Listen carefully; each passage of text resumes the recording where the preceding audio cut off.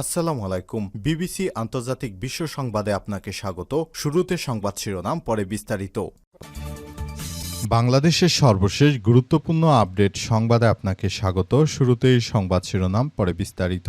প্রথমেই জানাবো আমাদের হাতে থাকা সর্বশেষ গুরুত্বপূর্ণ সবথেকে তাজা আপডেট সংবাদ। পুলিশ কর্মকর্তাকে ছুরিকাঘাত করে মামলার নথিপত্র ছিনতাই। বগুড়ায় পুলিশের এক উপপরিদর্শক এসআইকে ছুরিকাঘাত করে তার কাছ থাকা মামলার নথিপত্র ছিনিয়ে নিয়ে গেছে বিএনপির নেতাকর্মীরা। দিবাগত রাতে শহরের ফুলদিঘি এলাকায় এমন ঘটনা ঘটে।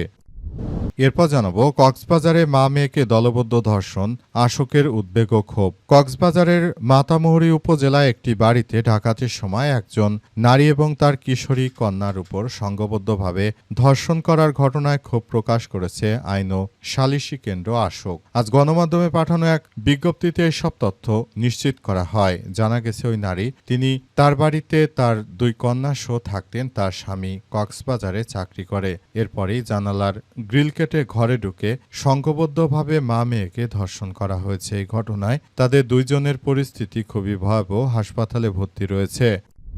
এদিকে সরকারি সুবিধা দেওয়ার প্রলোভনে বিএনপির নেতার টাকা হাতিয়ে নেওয়া সেই বিএনপি নেতা কারাগারে। পাবনার ভাঙ্গুড়ায় সরকারি সুবিধা দেওয়ার প্রলোভন দেখিয়ে টাকা হাতিয়ে নেওয়ার অভিযোগে করা মামলায় উপজেলা বিএনপি নেতা সোহেল রানাকে কারাগারে পাঠিয়েছে আদালত। এদিকে এই ঘটনার সংবাদ প্রকাশ করায় উল্টো স্থানীয় এক সাংবাদিকের নামে মামলা দায়ের করেছে অভিযুক্ত বিএনপি নেতার স্ত্রী।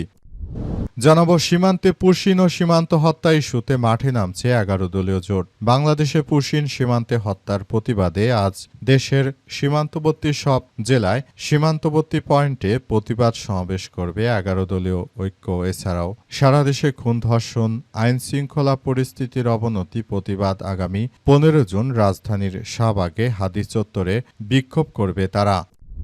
এবং সর্বশেষ জানাবো ওমান উপকূলে তেলবাহী ট্যাংকারে মার্কিন ক্ষেপণাস্ত্র হামলা, 2 নাবিক নিহত।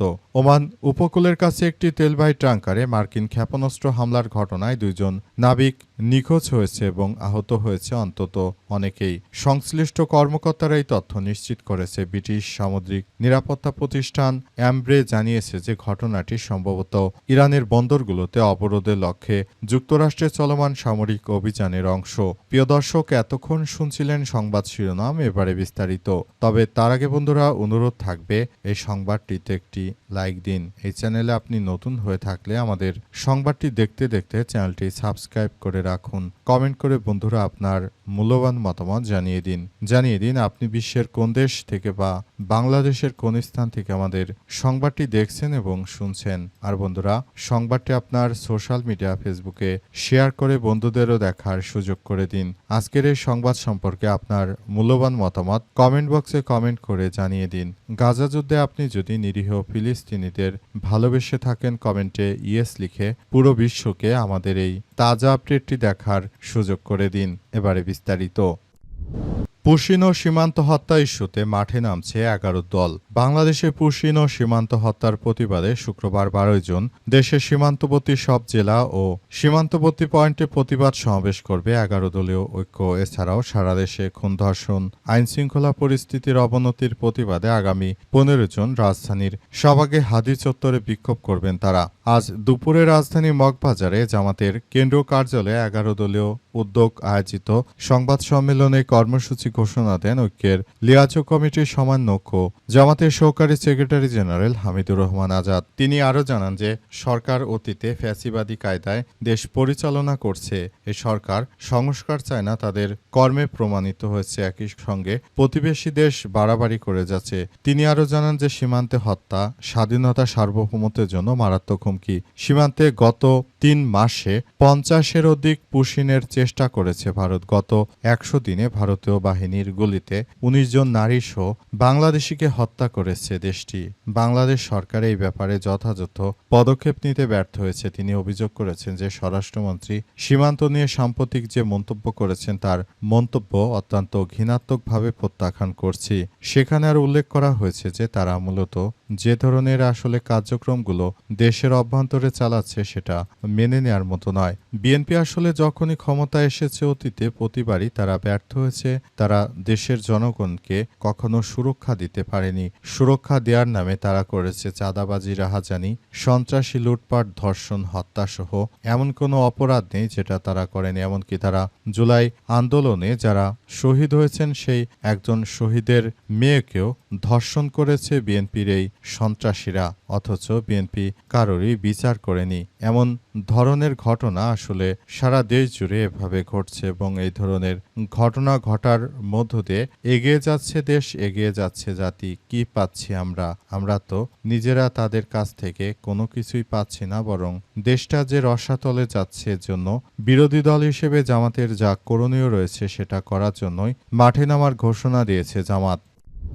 কক্সবাজারে মা মেয়েকে দলবদ্ধ ধর্ষণ, আশুকের উদ্বেগ ও ক্ষোভ প্রকাশ। কক্সবাজারের মাতামুহুরী উপজেলায় একটি বাড়িতে ডাকাতির সময় এক নারী এবং তার কিশোরী কন্যার উপর সংঘবদ্ধ যৌন সহিংসতার ঘটনায় ক্ষোভ প্রকাশ করেছে আইন ও সালিসি কেন্দ্র আশুক। আজ গণমাধ্যমে পাঠানো আশুকের এক সংবাদ বিজ্ঞপ্তিতে বলা হয়, সহিংসতায় নারীর স্বামী চট্টগ্রাম নগরীতে চাকরি করেন 15 আর 7 বছরের 2 মেয়েকে নিয়ে গৃহবধূ নিজ বাড়িতে থাকেন। সোমবার দিবাগত রাত 10টার দিকে ডাকাত দল তার ঘরে হানা দেয়। ঘরের জানালার গ্রিল কেটে ভেতরে প্রবেশ করে দলের সদস্য এরপর ঘরের আলমারি থেকে স্বর্ণনগদ টাকা লুটপাট ও তার কিশোরী মেয়েকে দলবদ্ধ ধর্ষণ করা হয়। এই ধরনের বর্বরতা ও অমানবিক ঘটনা কেবল একটি ব্যক্তিগত ট্র্যাজেডি নয়, বরং রাষ্ট্রীয়ভাবে নারী এই ধরনের বর্বর ও অমানবিক কেবল আমাদের জন্য অনেক বড় ধরনের একটি শিক্ষা দিয়ে গেছে। বর্তমান সময়ে বলতে গেলে এই সরকার ক্ষমতা আসার পরই এমন অহরহ ঘটনা ঘটছে। আসলে এই ধরনের ঘটনাগুলো আমাদের সবার জন্য অনেক বড় শিক্ষা এবং এই ধরনের ঘটনাগুলো ঘটার মধ্য দিয়ে মূলত আবারও বিএনপি তারা প্রমাণ করল যে তারা যখনই ক্ষমতা আসে দেশ জুড়ে এই ধরনের সহিংসতা বেড়ে যায়। তারা যখনই দেশের ক্ষমতা আসলো প্রতিবারই তারা দেশটাকে এভাবে ধ্বংসস্তূপে পরিণত করল।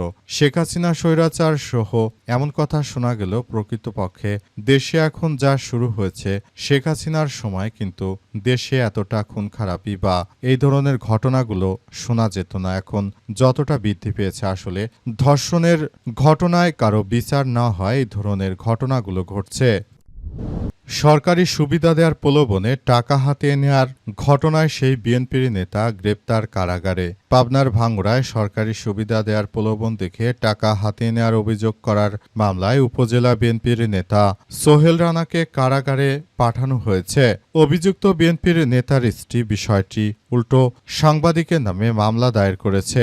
বিকেলে ভাঙ্গুড়া থানার ভারপ্রাপ্ত কর্মকর্তা ওসি শাকিলুল আজম এই তথ্য নিশ্চিত করেছেন। এর আগে মঙ্গলবার 9 জুন পাবনার আমলি আদালত 4-এ হাজির হয়ে জামিন চাইলে বিচারক বেবি নাজনীন জামিন নামঞ্জুর করে তাকে কারাগারে পাঠানোর নির্দেশ দেন। জানা যাচ্ছে যে বিএনপির এই সন্ত্রাসীরা সারা দেশ জুড়ে এই ধরনের চাঁদাবাজি ঘটনাগুলো আসলে ঘটছে। সারা দেশ জুড়ে এই ধরনের অনাকাঙ্ক্ষিত ঘটনাগুলো বিএনপি ক্ষমতা আসার পরই ঘটছে। এই ধরনের ঘটনাগুলো আমাদের সবাইকে শিক্ষা দিয়ে যাচ্ছে যে আরো তাদেরকে ক্ষমতায়, তারা যখনই ক্ষমতায় এসেছে তখনই বাংলাদেশে এই ধরনের কার্যক্রমগুলো চালাচ্ছে। তারা যখনই ক্ষমতায় এসেছে তখনই তারা ব্যর্থতার মধ্যে পড়েছে। তারা কখনো নিজেরা বাংলাদেশকে কোনো ডেভেলপ করতে পারেনি, বরং তারা এমন ধরনের কিছু কার্যক্রম করেছে দেশের মানুষ এজন্য এত সমস্যা থাকা সত্ত্বেও তারা বারবার শেখ হাসিনাকে বাংলাদেশের ক্ষমতায় চায়। কারণ এখন যা শুরু হয়েছে এটি আর ভবিষ্যতে কখনোই হবে না।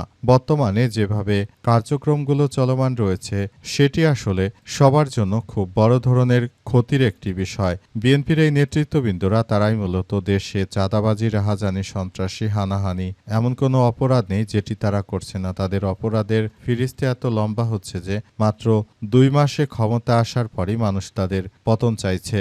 অবস্থায় বিএনপির নেতৃত্ববৃন্দরা আদতে কতদিন দেশের ক্ষমতায় থাকতে পারবে সেটি এখন দেখার বিষয়। দেশ জুড়ে যে ধরনের সহিংসতা, চাঁদাবাজি, রাহাজানি, সন্ত্রাসী, ধর্ষণ, হত্যা, খুন, রাহাজানির মতো ঘটনাগুলো ঘটছে এটি বিএনপি সরকারের দীর্ঘদিনের এক অভিজ্ঞতা। কারণ তারা অতীতেও যখন ক্ষমতায় এসেছে একইভাবে রাষ্ট্র পরিচালনায় ব্যর্থতার দিকে রাষ্ট্রকে নিয়ে গেছে। এখনও তারা একই কায়দা করছে। আপনারা পত্রিকাগুলো অ্যানালাইসিস করলে দেখতে পারবেন যে চুরি, ছিনতাই, ধর্ষণ, হত্যা, রাজধানী এগুলো লিখে সার্চ দিলে ইউটিউব সহ ফেসবুক সহ সব জায়গায় দেখতে পারবেন অপকর্মগুলো মূলত বিএনপির নেতৃত্ববৃন্দরাই জড়িত। সুতরাং এদের হাত থেকে বাংলাদেশের মানুষ কবে নিস্তার পাবে সেটি আল্লাহ পাকই ভালো জানেন।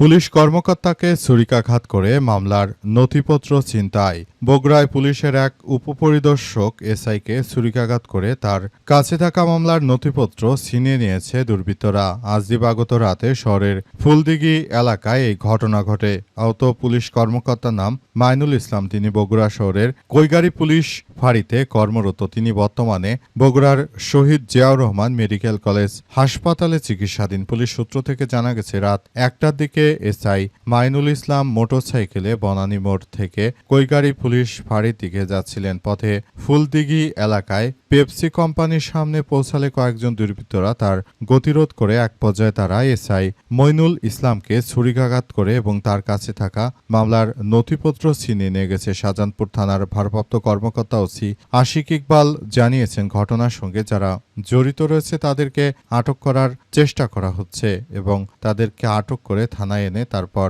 চরমভাবে ধুলাই দেওয়া হবে বলে এমন তথ্যই তারা জানাচ্ছে। তবে আদতে বিষয়টি কতটা সত্য হতে চলেছে সে সম্পর্কে এখন পর্যন্ত কেউ বলতে পারছে না। সবাই যার যার জায়গা থেকে এই পরিস্থিতি সুন্দরভাবে মোকাবেলা করার চেষ্টা চালিয়ে যাচ্ছে এবং বিষয়গুলো নিয়ে তারা সবাই এই বিষয়গুলো নিয়ে খুবই গুরুত্ব সহকারে দেখভাল করছে, যাতে করে ভবিষ্যতে এই ধরনের কোনো অনাকাঙ্ক্ষিত ঘটনা না ঘটুক সেই প্রত্যাশা সবার, এবং প্রত্যাশা অনুযায়ী সবাই আসলে যার যার জায়গা থেকে কার্যক্রম চালিয়ে যাচ্ছে।